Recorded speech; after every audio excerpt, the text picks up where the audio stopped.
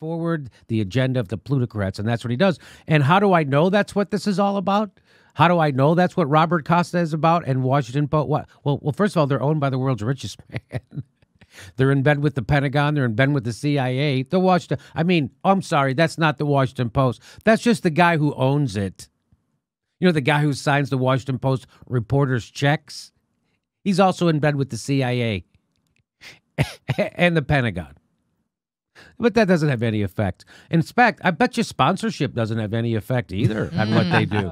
Well, here, watch this. Thank our presenting sponsor, Bank of America. Now, please join me in welcoming Senator Bernie Sanders and the Washington Post. So I don't know if you caught that. Let's play it again. Our presenting sponsor, Bank of America. No now, conflict please there. join me in welcoming Senator Bernie Sanders and the Washington Post. So Sanders, and who is sponsoring their event? Our presenting sponsor, Bank of America. Now, please join me in welcoming Senator Bernie Sanders and the Washington Post's Robert Costa. Thanks so much for being here. Is Bank of America really sponsoring this? So let's just get into the interview. Nice. Let's get to the interview. How is he going to try and mislead you? He's going to try and make it sound like Bernie Sanders was a bit of a racist. He was kind of this, or he's going to try and make it sound like Bernie Sanders didn't have any difference of an opinion on busing that Joe Biden had, which means that he's just as big, you know, all this stuff about Joe Biden being a racist and unable. Come on, Bernie, you were saying the same. That's what he's going to try and do to Bernie, except Bernie's a little bit too smart for him. Ready? Before, you said that busing policies were well-meaning in theory, but sometimes result in, quote, racial hostility. So he select that just that's not the whole quote. Did you hear what he said? Wow, play it again. Before, you said that busing policies were well-meaning in theory, but sometimes result in, quote, racial hostility. What else did I say in that? Tell me. No. See, now that would, so that question is designed to make black people not like Bernie Sanders. That's what that question is designed to do. That came straight. I bet you fucking someone handed him that question and made him ask that. Before, you said that busing policies were well-meaning in theory, but sometimes result in, quote, racial hostility. What else did I say in that? Tell me. No, you got it there. Read it.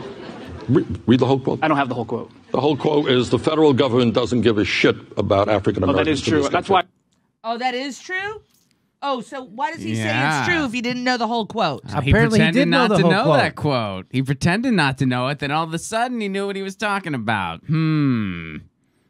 He knew what the quote was, and he knew what he was saying, and he knew exactly how he was framing the issue, which is all the news people do is they frame the issues. And, of course, they frame it incorrectly.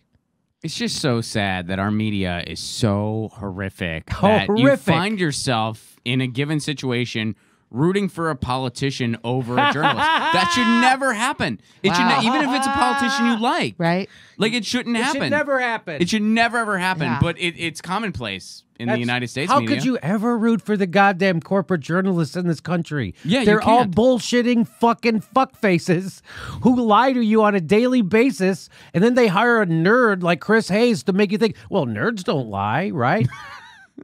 Or Rachel Maddow, well, she's a homosexual. They're automatically moral, right? No. Here we go. There's more. I forget what this is, but so here Bernie Sanders, watch what he says about Saudi Arabia. Watch this. That the president of the United States says, hey, Saudi Arabia, you are a murdering dictatorship. Probably don't phrase it right in that terms. No, I mean, But they are. He just said Saudi Arabia is a murdering dictatorship. So it's okay that Trump cozies up to Saudi Arabia, but it's not okay that Trump cozies up to anyone else. When they say cozy up, again, they'll tell you about Bill Clinton's blowjob all day long, but they're not going to stand up. But they'll also tell you we should go into war in Iraq, Libya, Iran, Syria, Venezuela. And how we can't afford healthcare like the rest of the world. That's what the Washington Post is going to do. And they're going to write 16 negative stories about Bernie Sanders in 16 hours. That's what the Washington Post is going to do. Why? Because they're owned by Jeff Bezos. They're owned by Dr. Evil. And guys like Robert Costa pretend like it doesn't matter who signs my check. Are you shitting? Yeah, okay. All I have to do is read your paper and I know it matters.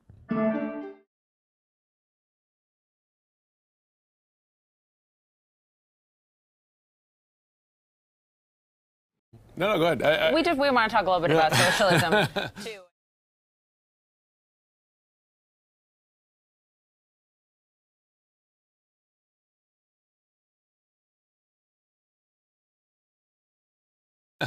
And we both have a few questions for you on socialism, because we heard, it was on this program yesterday, that House Minority Leader Kevin McCarthy said this is the new Democratic Socialist majority, which maybe you guys embraced, right, because of the position of Senator Sanders as a socialist. Is that helpful, though, to the Democratic Party overall, do you guys think? Well, so let me just say about Donald Trump, who's attacking in a very racist way for members of... Tight on time and asking you about I just want to say, labeling. like, what he's doing is attacking them because their policies, which is free tuition at public colleges and universities, canceling student debt, Medicare for all. Instead of having that debate about policies, he wants to take it into a racist place. What I'm saying is those policies are quite popular, and instead of having that debate on policies, he's trying to elide that debate. We think that this is the popular approach to go. Americans support this across the board. But the numbers don't support it, actually. I mean, there's an ABC News Washington Post poll that found that Trump would beat a candidate perceived as a socialist by 49% to 43%, whereas other candidates not perceived as socialists would beat him. So I'm just curious, are you convinced you have the public behind you? Jim, there's a guy with the name Bernie Sanders, and I hope you will take a look at Bernie Sanders against Donald Trump and look at those head-to-head numbers, and then report back to me what you find, Jim, because I think you'll find in the 25 of the last 25 polls, Bernie Sanders is beating Donald Trump head-to-head in every poll out there.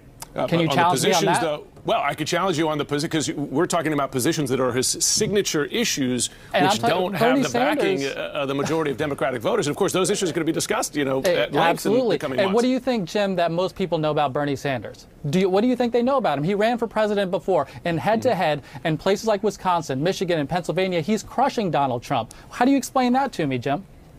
Well, listen, we'll let the voters decide. I'm just saying on the issues that you're making your signature issues, the polls show they don't back those particular issues. And as voters learn about those issues, that might be factored into their decision. We're going to keep up the conversation because we got a lot of time till November 20th. Come back, Faz. Come back soon, okay? We really appreciate it. Thanks so much.